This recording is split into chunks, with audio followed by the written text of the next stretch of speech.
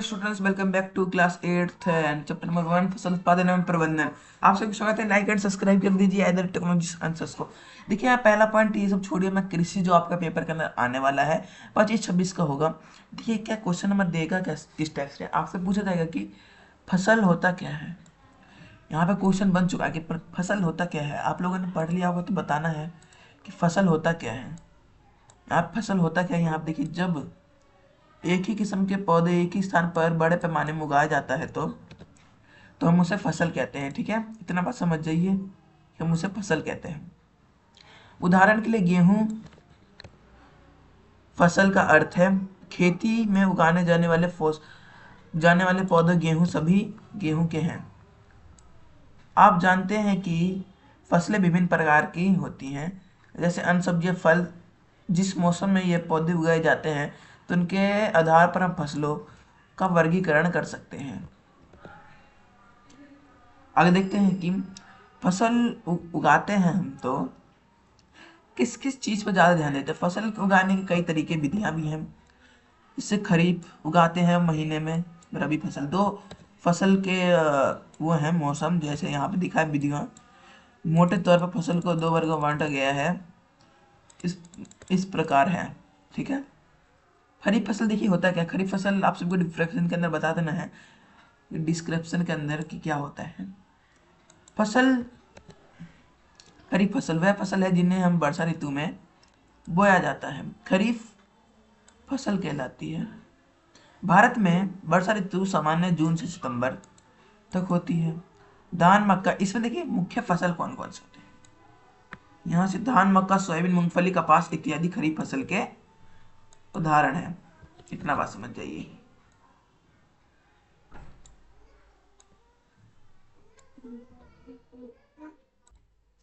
अब रबी फसल के देखिए क्या है। रबी फसल शीत ऋतु से अक्टूबर से मार्च तक उगाई जाने वाली फसल रबी फसल कहलाती है। गेहूं चना मटर सरसों आधा अलसी रबी फसल के उदाहरण है। इसके अलावा कई स्थानों पर दाल और सब्जियां भी ग्रीष्म ऋतु में उगाए जाते हैं। ठीक है, अब देखिए कि कृषि पद्धति क्या होता है। यह क्रियाकल्प अथवा कृषि पद्धति कहलाती है। कि कृषि पद्धति में देखिए ये आपको 8 पॉइंट दिए रहेंगे। ये 8 पॉइंट अगर मान लीजिए आपको बोलेगा पेपर के अंदर कृषि पद्धति समझाइए, अगर आपसे 2 नंबर पूछ लेगा पेपर में तो आप लोग तो ऐसे लिख दीजिएगा।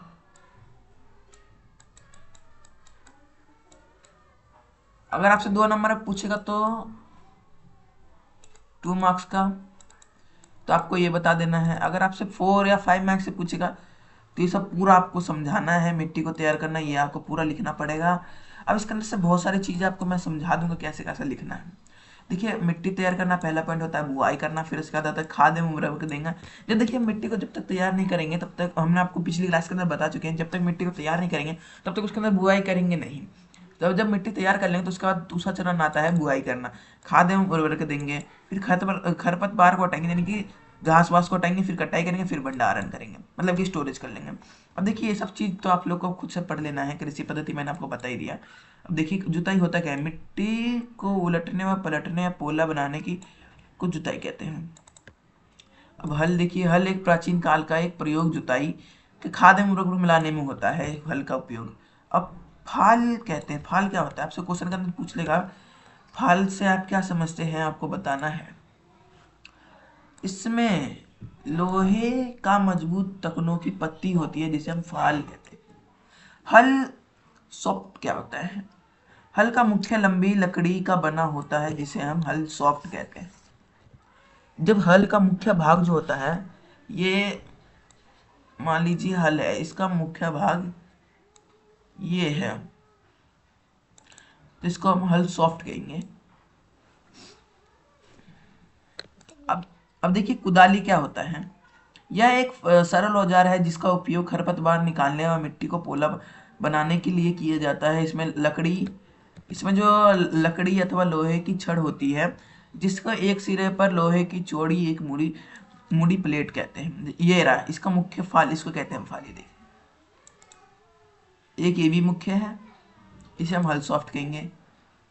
अब देखिए इसका मुख्य भाग मैंने जैसे आपको बताया था कि मुख्य भाग हम इससे कहते हैं, यहाँ पे बताया है हमने कि ये रहा मुख्य भाग, इसे हम कहते हैं हल। ये देखिए हल शाफ्ट, ठीक, फाल भी कहते हैं। अब देखिए कि ये कल्टीवेटर क्या होता है। अब ये आपका कुदाली है, ठीक है। आजकल जुताई ट्रैक्टर द्वारा संचित कल्टीवेटर से किया जाता है। कल्टीवेटर उपयोग से श्रम दोनों के बचत में होती है। अब देखिए ये कल्टीवेटर है, इसके अंदर पैसा कम लगता है, पूंजी कम लगता है और इसके अंदर मेहनत भी नहीं रहता है ज़्यादातर। अब देखिए कि परंपरागत औजार क्या होता है।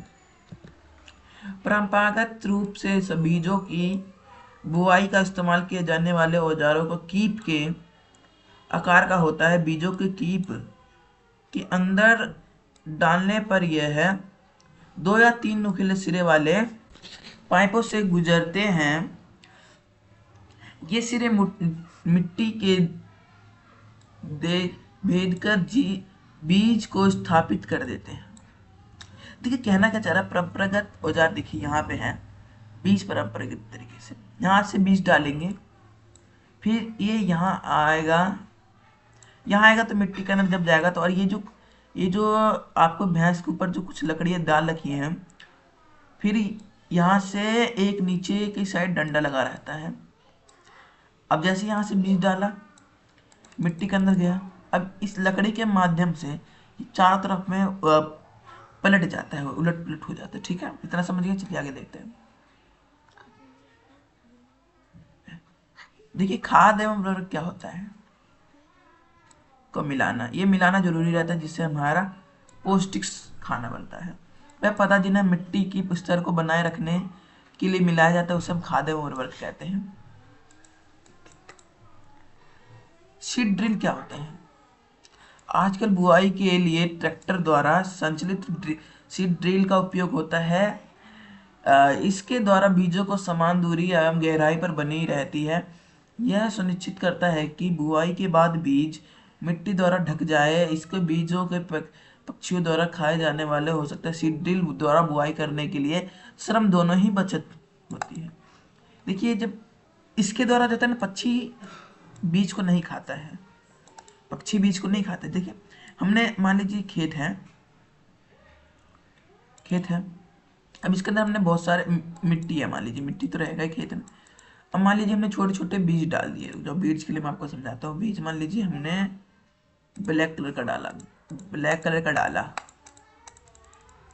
सब जगह थोड़े थोड़े दूर दूर पर डालेंगे। देखिए हमने बीज डाले, फिर इसके ऊपर से हमने मान लीजिए मिट्टी तो रहेगा ही। अब ये जो मशीन काम करता है पूरी इसको ढकने का काम करता है, उलट पुलट कर देता है, जिससे कि यहाँ पे जब चिड़िया आएगा, चिड़िया ढूंढ ही नहीं पाएगा कि कहाँ पर है, कुछ नहीं है। इस टाइप से होता है इसका काम, ठीक है। अब देखिए अब आगे क्या दिया गया है।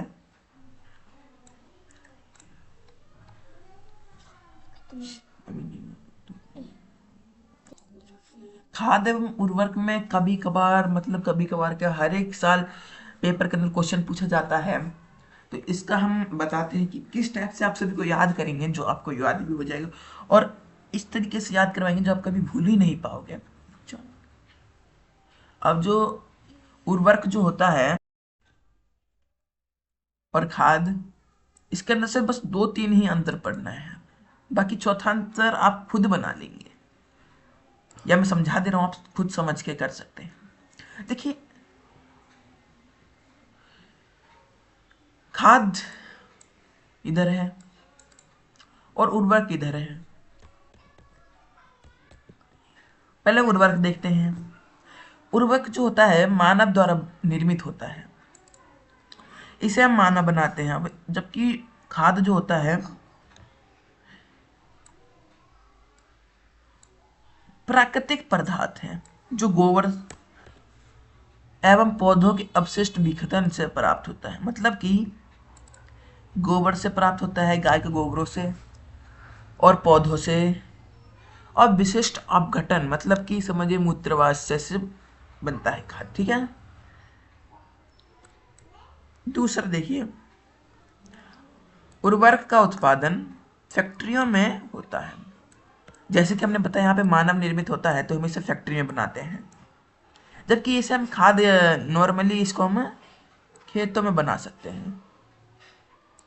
ठीक है, खेतों में ही बना सकते हैं। अब देखिए तीसरा पॉइंट, उर्वरक से मिट्टी को हुमुस प्राप्त नहीं होती है, मतलब कि नाइट्रोजन फास्फोरस वगैरह नहीं प्राप्त होता है। हुमुस, खाद में हुमुस को प्रचुर मात्रा में प्राप्त होती है। खेतों में बनाए, अब देखिए उर्वरक से मिट्टी को हुमुस प्राप्त नहीं होती है, जबकि खाद को हुमुस प्रचुर मात्रा में इसको प्राप्त होती है।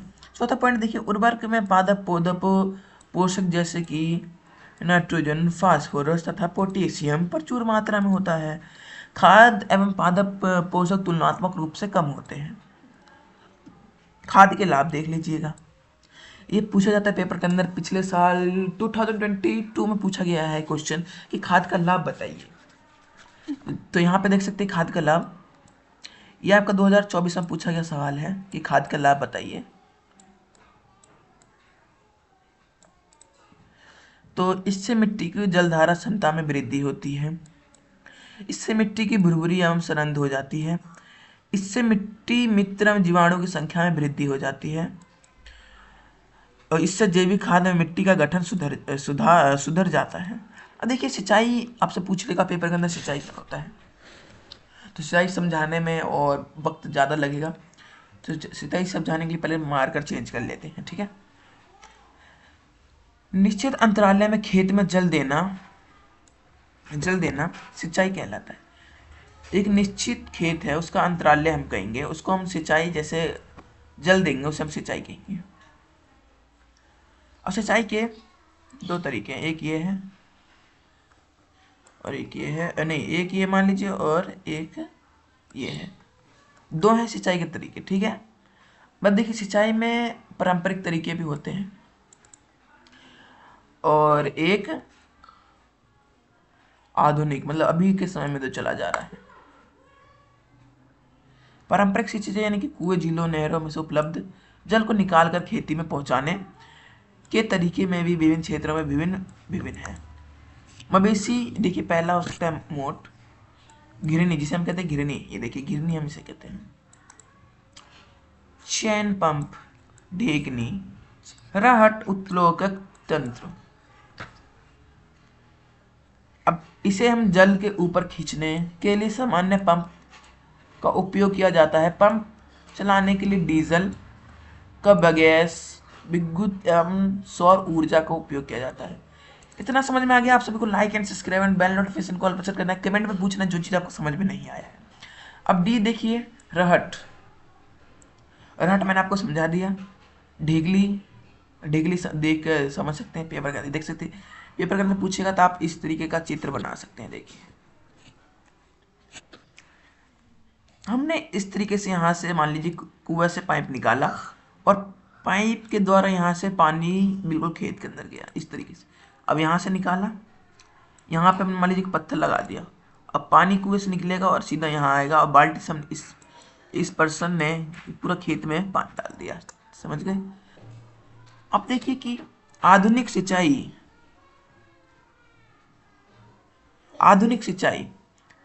का मुख्य है छिड़काव तंत्र, जिसे हम कहते हैं स्प्रिंकल सिस्टम, और दूसरा आता है ड्रिप सिस्टम। जैसे कि मैंने आपको पिछली क्लास के अंदर क्वेश्चन आंसर के अंदर पूछा गया था, ड्रिप तंत्र एवं स्प्रिंकल सिस्टम मतलब कि छिड़काव तंत्र बताइए।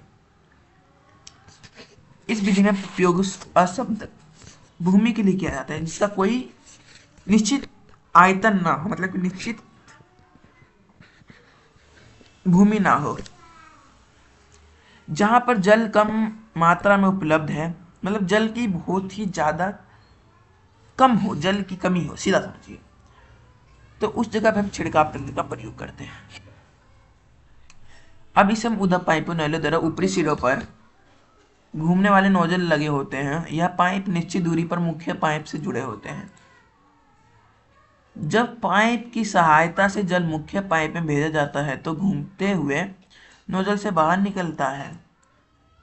तो छिड़काव पौधों पर यह प्रकार के होते हैं, जैसे वर्षा को रही छिड़काव लैंड कॉफी खेती में। इसका मुख्य मुख्य फसल किस चीज में इसका उपयोग किया जाता है, ये सब आपको पॉइंट है समझने के लिए। ये देखिए,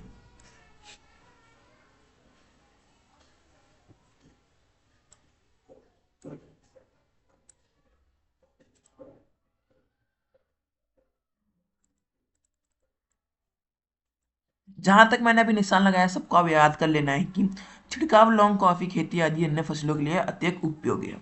अब आता है दूसरा, ड्रिप तंत्र। ड्रिप तंत्र होता क्या है, मेरे को नहीं आया सर समझ में। स्प्रिंगल तो आ गया होगा कि जब पानी की कमी होती है, एक ही मतलब भूमि का निश्चित आयतन ना हो, मतलब निश्चित आकार ना हो भूमि के लिए, तब उस चीज का उपयोग करते हैं और पानी की भी कम उपयोग हो, और उसके ऊपर जो जो पाइप रहता है उसके ऊपर एक नोजल छोटा सा लगा देते हैं पाइप के ऊपर ऊपरी सिरे पर। फिर ये धीरे धीरे, अब इसका उपयोग देखिए लौंग कॉफी खेती में की जाती है। अब स्प्रिंगल, इस विधि में जल बूंद बूंद करके सिरों पौधों की जड़ों में गिरता है। अतः अतः इससे ड्रिप तंत्र कहते हैं। फलदार, अब देखिए इसका उपयोग देखिए, उपयोग सर कहेंगे, उपयोग सर जी समझा तो दो, उपयोग समझ में नहीं आए। देखिए उपयोग देखिए, हटा, फलदार पौधों बगीचों एवं वृक्षों को पानी बूंद यह सर्वोत्तम तरीका है जिससे कि पौधों बूंद करके जल प्राप्त होता है। इसका उपयोग फलदार बगीचों में वृक्षों को पानी देने में का तरीका है। यहाँ तक याद करना है, बाकी सब ये देखिए ड्रिप तंत्र है। ड्रिप तंत्र इस देखिए इस तरीके से आपको बताता हूँ मैं, आपको पहले स्प्रिंगल सिस्टम समझा देता हूँ, जिसे कहते हैं छिड़काव तंत्र। छिड़काव तंत्र समझने के लिए कुछ नहीं समझना पड़ेगा। देखिए कुआं है, इसके अंदर मान लीजिए पानी है, यहाँ पे मशीन लगाया गया है, मशीन से पानी ऊपर आया। अभी मशीन के द्वारा पानी को प्रेशर के साथ छिड़काव करते हुए पाइप के द्वारा यहाँ पाइप आया, फिर इस पाइप के द्वारा नोजल लगी हुई है यहाँ पे, और नोजल के द्वारा यहाँ पे लगा दिए। चले मान लीजिए इसका इसका पूरा पाइप का हम जहाँ तक लेके जा सकते हैं, फिर यहाँ से निकाल दिए, छिड़काव करेंगे ऐसे ऐसे ऐसे। अभी देखिए छिड़काव तंत्र समझ गए, देखते हैं ड्रिप तंत्र। कुआं में पानी था, पानी किस नोजल से ऊपर आया, फिर इस मशीन द्वारा प्योरीफाई करेंगे, फिर नीचे आया, फिर नोजल यहाँ से बिल्कुल इस पौधों के जड़ों में गया, फिर यहाँ आया, इस पौधे की जड़ों में आया, इस तरीके से सब जगह पे गया पानी। ठीक, अब देखिए खरपतवार क्या होता है। खरपतवार क्या होता है आप सभी को समझना है कि खरपतवार होता क्या है। खेत में कई अन्य अवांछित पौधे प्राकृतिक रूप से फसल के साथ उग जाते हैं, इन अवांछित पौधों को खरपतवार कहते हैं। अब खरपतवार को हटाने की निराई कहते हैं, निराई कहते हैं। खरपतवार नाशक छिड़काव, इसके अंदर एक केमिकल होता है, अभी मैं बताऊंगा केमिकल का क्या नाम है, सब कुछ बताऊंगा अभी।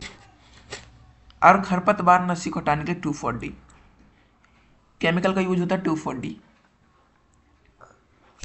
रसायनों का उपयोग खरपतवार नाशक को नियंत्रण करने के लिए किया जाता है, खरपतवार नाशक को कहते हैं। जैसे कि 2,4-D आपको याद करना है, रसायनों के उपयोग के लिए खरपतवार को नियंत्रित किया जाता है, इसे हम खरपतवार नाशी कहते हैं। आप लोगों को बस यहाँ तक याद करना है, और इस केमिकल को बहुत इंपॉर्टेंट है, इसको आपको याद करना है 2,4-T। ठीक, कटाई क्या होता है। फसल की कटाई एक महत्वपूर्ण कार्य है, फसल एक बार जाने के बाद उसे काटना कहलाता है, कटाई कहलाता है। हार्वेस्ट क्या होता है, जैसे मैंने आपको बताया था ऊपर, यहाँ पे आपको मैंने बताया था कि कटाई क्या होता है। जब खरपतवार से सुरक्षा कर देते तो हम कटाई करते हैं, यानी कि हम उसको काट के फिर स्टोरेज कर लेते हैं। अब देखते हैं नीचे क्या दिया गया है, यहीं पे थे, कटाई बता दिया मैंने। हार्वेस्ट यानी कि कटाई करने के बाद, यानी हार्वेस्ट अभी ऊपर ही था, मैं आपको दिखाता हूँ। ये देखिए हार्वेस्ट मतलब भंडार होता है।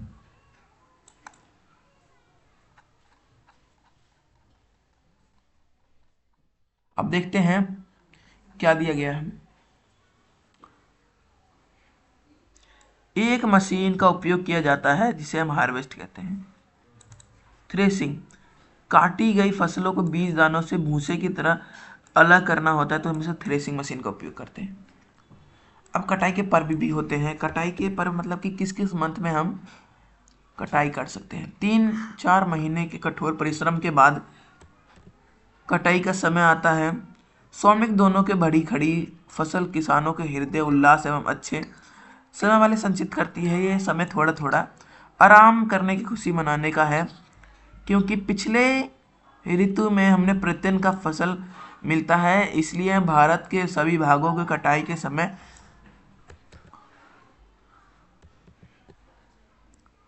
हर्षोल्लास एवं खुशी का होता है। पुरुष महिला मिलकर पर्व मनाते हैं। कटाई ऋतु कुछ, देखिए कटाई का पर्व जो मुख्य है मैं आपको समझाता हूँ। मुख्य जो कटाई का पर्व आया अभी अभी यहाँ पूछा गया है, कटाई ऋतु के साथ विशेष पर्व जैसे पोंगल, बैसाखी, होली, दिवाली, नवायम एवं बिहू जैसे जुड़े हुए हैं। भंडारण क्या होता है, उससे पहले ये समझते हैं कि बिनोइंग क्या होता है। अलग करते हैं तो हम उसे बिनोइंग करते हैं। इस मशीन के द्वारा यहाँ पे से हमने अनाज डाला, अब इस मशीन के द्वारा कट किया और इधर भूसे के रूप में बाहर निकल गया, इसे हम बिनोइंग फटकने वाली मशीन कहते हैं। उत्पाद का भंडारण में महत्वपूर्ण कार्य है जिस फसल के दोनों को अधिक समय तक रखना को तो हम नमी, कीटे, चूहे, सूक्ष्म जीव सुरक्षित रहता है। ताज़ा फसल को नमी मात्रा में अधिक होती है और फसल के दोनों बीजों को सुखाए बिना भंडारित किया जाता है तो उसे खराब होने का अथवा जीवों के अनुकरणन के लिए अनुपयोगी हो जाते हैं। भंडारण से पहले दानों बीजों को धूप सुखाना आवश्यक है, जिससे उनकी नमी कमी आ जाती है। कीट पीड़कों को जीवाणु एवं कलक से सुरक्षा हो जाती है। किसानों अपनी फसल उत्पादन का भंडारण जूट, बोरे, धातु जैसे बीन्स में करते हैं, परंतु बीज का बड़े पैमाने में जाइलोस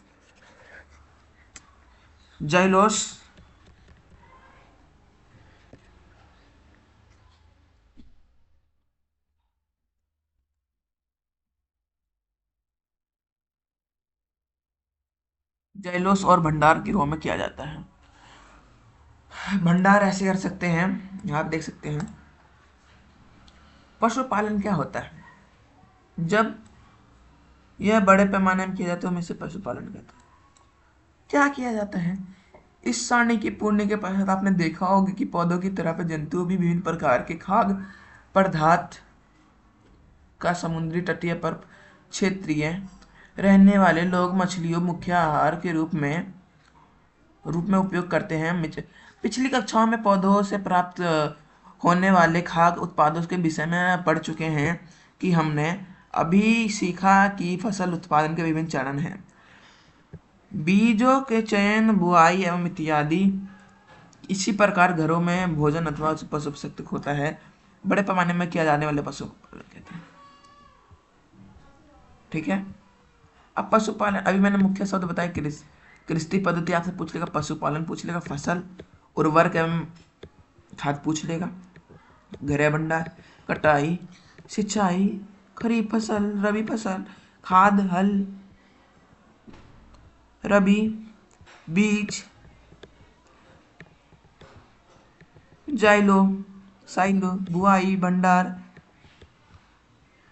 खरपतवार नाशी, फटक नहीं, सब सारे पॉइंट मैंने आपको जितने भी हैं सब बता दिए। जो चीज़ समझ में ना आया हो आप लोग कमेंट बॉक्स के अंदर पूछ सकते हैं। ये रहा अभ्यास का लिंक मैं आपको डिस्क्रिप्शन के अंदर दे दूंगा। यहाँ पे आप लोग को समझ में नहीं आया होगा पिछली क्लास के अंदर तो आप देख सकते हैं। इसको इस तरीके से लगा था हमने, इसको बिल्कुल अच्छे तरीके से लगाया था। अब जिसको समझ में नहीं आया वो आप कमेंट बॉक्स के अंदर पूछ सकते हैं। अब देख सकते हैं पर्सन नंबर अगला देखते हैं क्या दिया गया। ये सब तो आपको लोग मैंने समझा दिया। मिलते हैं नेक्स्ट वीडियो में। आपका क्लास यहीं पे समाप्त होता है। मिलते हैं नेक्स्ट वीडियो में किसी नए टॉपिक के साथ। तब तक के लिए जय हिंद, जय भारत। और आप सबको like and subscribe, bell notification को ऑल पर सेट कर देना है। एंड मिलते हैं नेक्स्ट वीडियो में किसी नए टॉपिक के साथ। तब तक के लिए जय हिंद, जय भारत। क्लास 8 का चैप्टर नंबर 1 टोटल यहीं पे समाप्त होता है।